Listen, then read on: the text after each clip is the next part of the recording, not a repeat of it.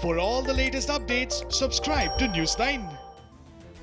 President Donald Trump attended Independence Day celebration event at Mount Rushmore in South Dakota. Trump delivered a strong address and denounced his opponents. Today we pay tribute to the exceptional lives and extraordinary legacies of George Washington, Thomas Jefferson, Abraham Lincoln, and Teddy Roosevelt. Trump said those who seek to erase our heritage want Americans to forget our pride and dignity. This monument will never be desecrated.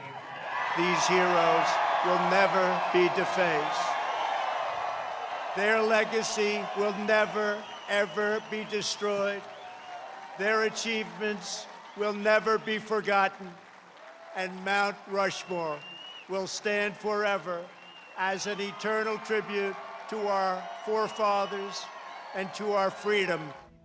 Hundreds staged protest against Trump at Mount Rushmore in South Dakota.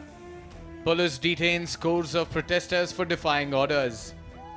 Native Americans, African Americans, and human rights activists took part in the protest.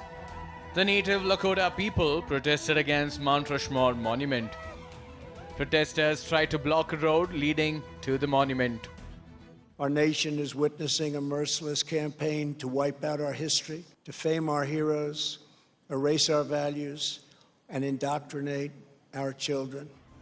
People also raised concerns over the spread of coronavirus due to Trump's event. Protesters held placards and raised slogans against Trump. Protesters allege these monuments are symbols of white supremacy and racial oppression. Trump said attempts are being made to erase that history by removing statues and monuments. Angry mobs are trying to tear down statues of our founders, deface our most sacred memorials, and unleash a wave of violent crime in our cities. Many of these people have no idea why they're doing this, but some know exactly what they are doing. President Donald Trump has been facing criticism over his deriding remarks against protesters. The death of African American George Floyd in police custody triggered nationwide protests in the US. Floyd's death triggered nationwide protests against police brutality and racial injustice. Protesters in several parts of the country removed the statues associated with slavery. Trump is not welcomed here. This is our land, and we do not support that. We do not support racists. We do not support rapists. We want him out of our land, and we want our land back. Opponents allege Trump aggravating the situation instead of reaching out to African American community. Democratic presidential nominee Joe Biden accused Trump of creating a wedge instead of uniting people.